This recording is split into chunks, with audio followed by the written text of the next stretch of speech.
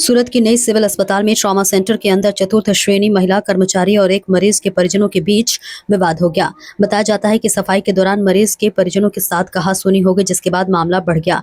घटना से नाराज चतुर्थ श्रेणी कर्मचारियों ने कामकाज रोक दिया और पुलिस चौकी पहुंचकर विरोध जताया। कर्मचारियों ने चेतावनी दी है कि जब तक पुलिस में शिकायत दर्ज नहीं होगी, वे पुलिस चौकी को बाहर बैठकर ही प्रदर्शन करने की चेतावनी देते हुए दिखाई दिए। कल्पना बेन, क्या हुआ था? पोछा लगा रही थी। पोछा लगाते लगाते उसको मैं बोली कि आना मत भैया, पोछा लगाए, थोड़ा उधर रुक जा। फिर भी वो चलते गया। फिर दोबारा आया तो फिर भी मैंने बोला एक साइड से चल भैया, गीला है, पोछा लगा रही हूँ। तो मेरे को गाली देने लगा, गंदा गंदा। हुआ था तो ये એટલું બધું જો આ બેનને એટલું કર્યું તો સેક્રેટરી ક્યાં ગયેલા? કેમ એટલું ગાર્ડ ગલે જે આપતા હતા તાઉદી સેક્રેટરી ગાર્ડ કાં હતું? સેક્રેટરી ગાર્ડને શાના માટે મૂકેલા છે? સેક્રેટરી ગાર્ડને શાના માટે મૂકેલા છે? હે આવું કરાય સેક્રેટરીને? અમે જો માવસીમ જો ઊંધું ચીંધું બોલીને જાય તો પછી સેક્રેટરી મૂકવાનું કારણ જ શું?